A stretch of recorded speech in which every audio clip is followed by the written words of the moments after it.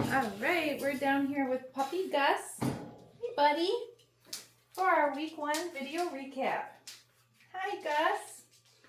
We're just getting started with a little bit of play, but in our video recaps, what we're going to do is go over all the behaviors that we've been practicing with the puppies in the last week, so you can see how they're doing and the progress that they're making, okay?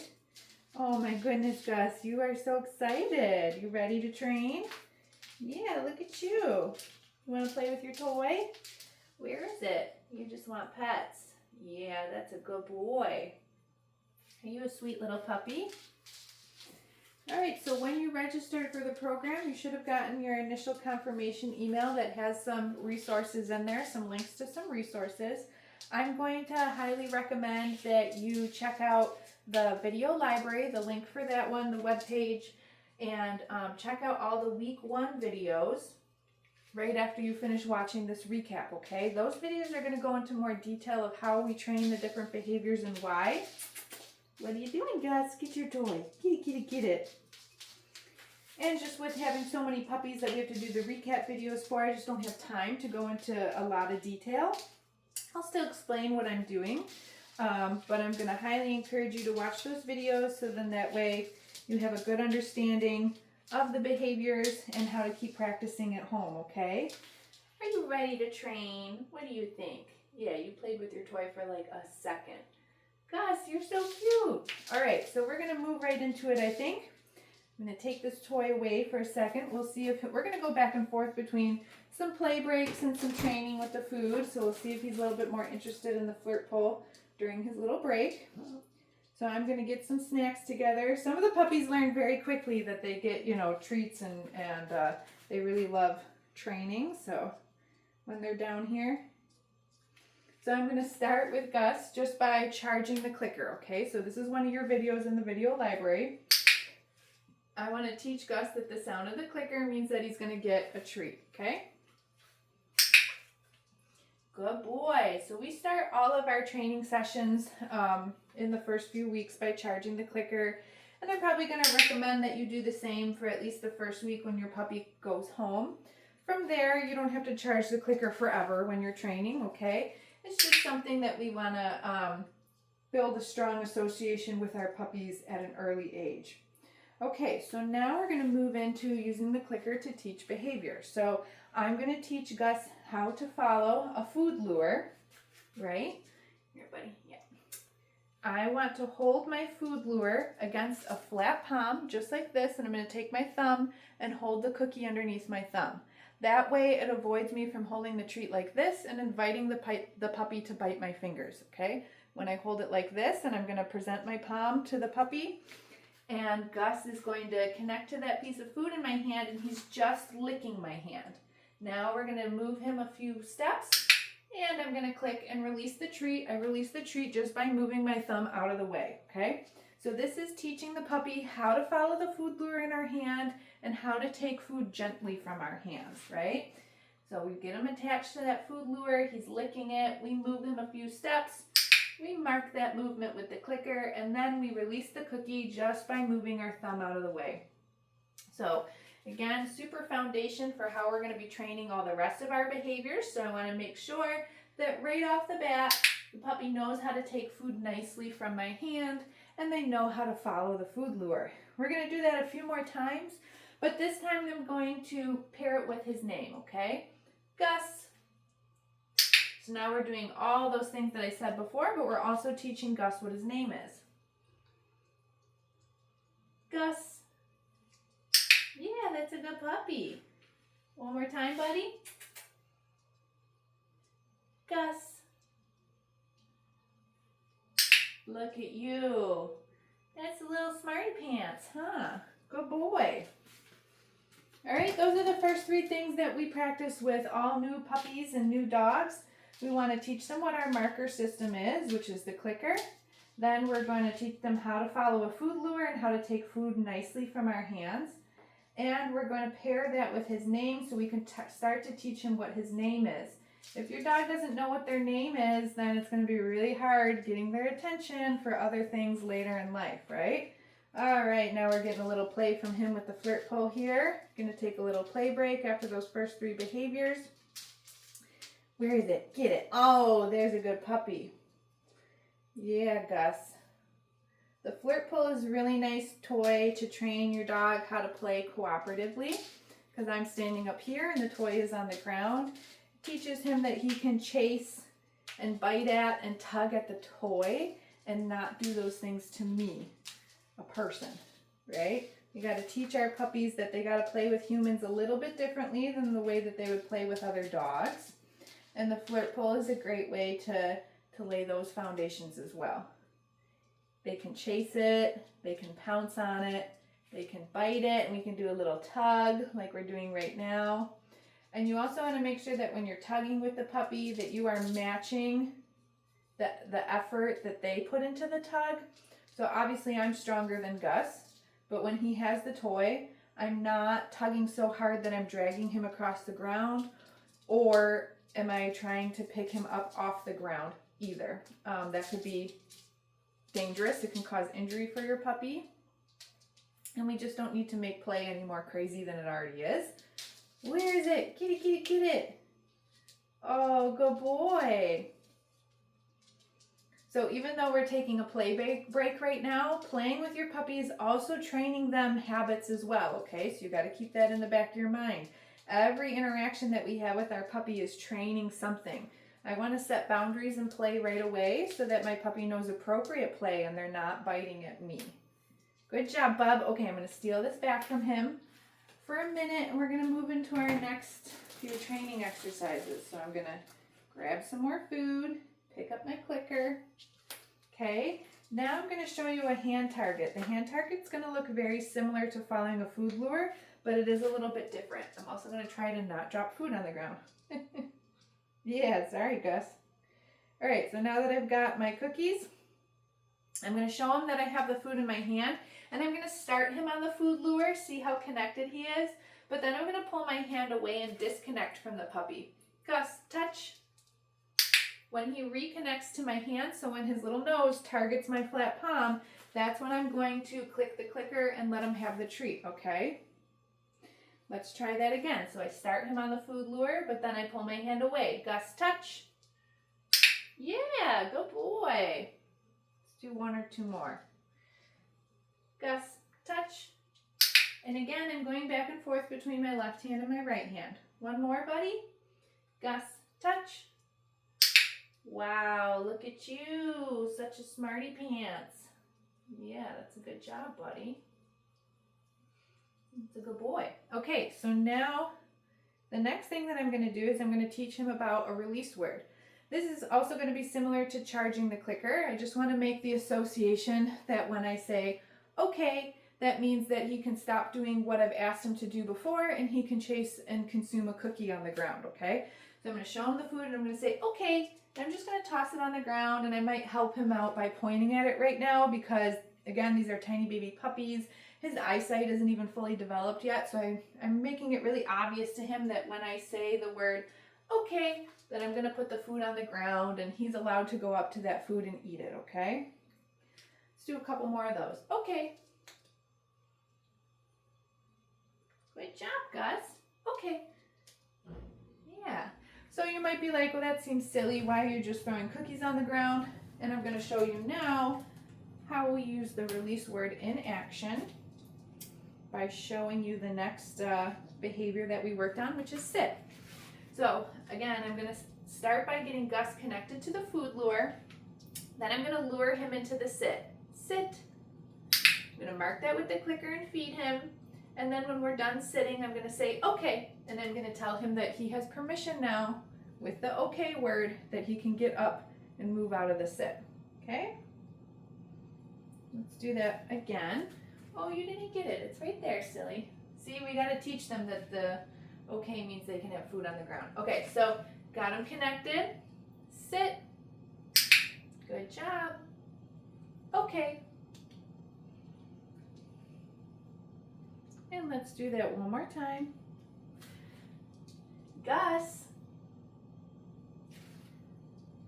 Sit. Okay. And you can kind of see there in that last rep how we put everything together. I call his name to get his attention, and I hook him to the food lure, ask him for the sit and lure him into the sit, mark that with the clicker, let him have a cookie, and then I tell him when he's done sitting and he can move, and that's with the okay cookie. So everything is just happening in super, super short duration right now because he's a tiny little baby, and this is about teaching the dog concepts, not trying to get 10-minute sit stays, right? Good job, buddy. Why are you so smart? Should we take a little break? Great, we just did a few things, so let's see if he wants to play again. Where's your toy? Yeah, there we go. Good boy. Oh, where is it? Wow. Good boy, Gus. Now we have a nice little balance between training with food and then taking a play break.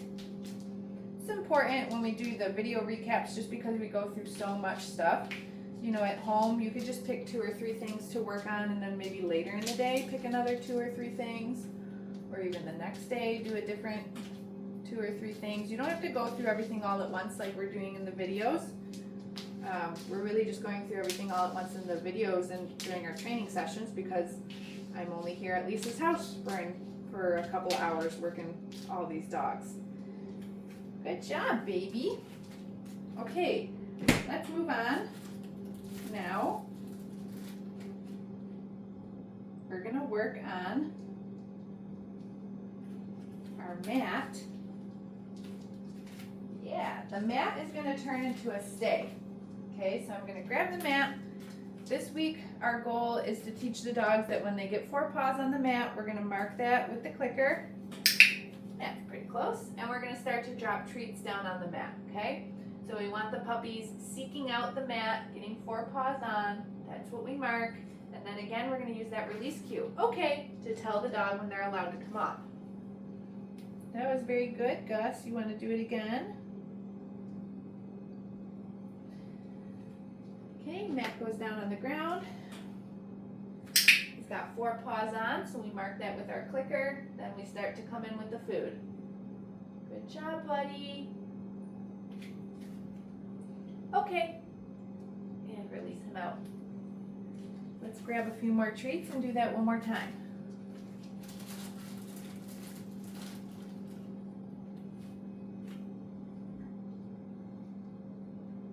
Yeah, no, they're all sticking together. I gotta break them up, sorry. You're ready. And I kind of put the mat down in a different place each time because I want to see, uh-oh, I made that hurt again. I want to see that the puppy kind of understands the concept that we want them to seek out the mat. Good job, Bubs. That this behavior is about the mat. Good boy. One more there. Okay. Yeah, you got it. All right, let's give that a little break. He did very, very good. And we got a couple more things to show you. We're going to move now into some handling exercises, and then I'm going to show you how we introduce and get the puppies dressed in their harnesses, okay? So let's do our handling exercises next. Are you ready or what? You're so cute. I'm going to get down on the ground. I've got food in one hand. If it's not comfortable for you to get down on the ground, you could certainly pick the puppy up and put them onto a table or onto a counter or some elevated surface to practice this. You know, you don't have to go out and get like a fancy grooming table if you're not going to be the one grooming your dog, but you can certainly put them up onto something if that's more comfortable for you. So I'm going to show you some handling exercises that are going to get our puppy comfortable with being handled the way that they will need to be at the groomer and for veterinary visits, okay? So I start just by petting the puppy. Yes, I'm holding food in one hand. I'm using now a verbal marker yes instead of the clicker just because I don't have enough hands, okay? So once I've pet the puppy, yes, and he's okay with that, now I'm going to take my hand and I'm just going to bring it underneath his belly and I'm just going to stabilize him, yes, and restrain him. I'm holding him still right now. I want to get our puppies comfortable with restraint because they're going to have to hold still for grooming and veterinary care. Yes, and if your dog finds conflict in restraint, then that's going to be really hard. Good job, Bubs. Okay, so once we do that a couple times, now I'm going to move into handling specific body parts. So I'm just going to pick up an ear and gently massage, yes, his ear canal. We're going to do that to the opposite ear. Yes, good boy. And then we're going to move on and we're going to do that to all 4 paws. Pick up a paw, yes. Back foot, yes, good boy. Yes. Good job, puppy. And finally we're going to do his tail. Yes. I'm not pulling on his tail, I'm not pulling on his ears, I'm just gently handling them, okay? Okay, then I'm going to use that release word. I'm going to release the puppy out from the handling and tell him that we're all done, okay? So again, super important, I practice these handling exercises just as much as I practice sits, downs, hand targets, go to your mat, and everything else, right?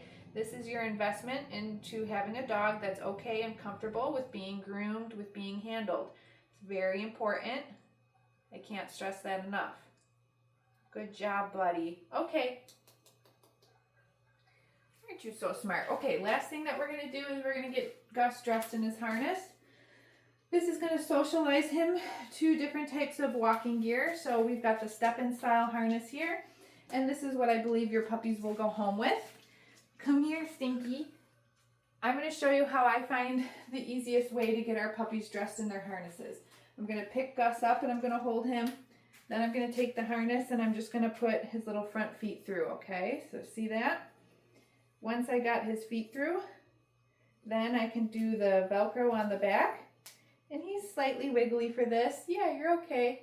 And we can take little breaks in between each step. Like I just got the harness or the Velcro strap, so we can take a second until he settles.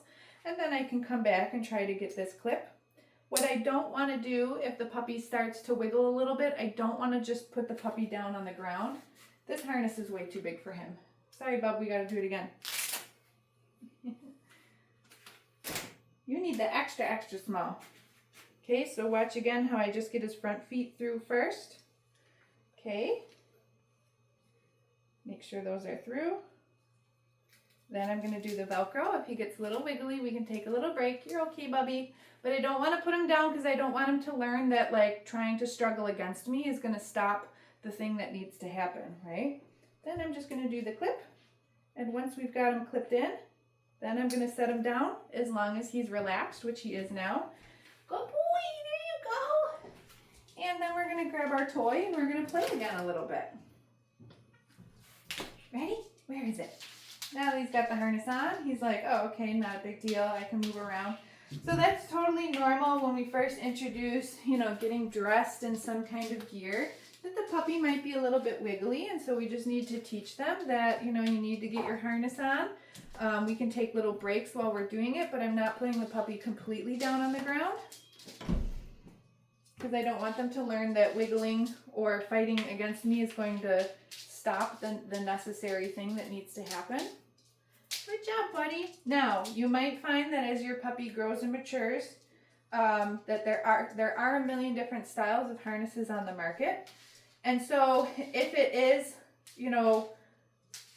hard for your puppy to get dressed in a harness like this that takes a couple of steps, then you might try a different style of harness. My last dog that I had, my last small dog, I had a harness that went over her head and then just clipped underneath her chest. And she was very comfortable in that harness. It was really easy on and off for her. So that's another harness style option that you have. Good job, buddy. All right, so that's everything for week 1 with Gus. He did really, really good. Again, I want you to check out the link that has the video library so you can watch the week 1 videos. If you have any questions, please shoot us an email. And then we will see you next week. Oh, where'd that go? For the week 2 recap.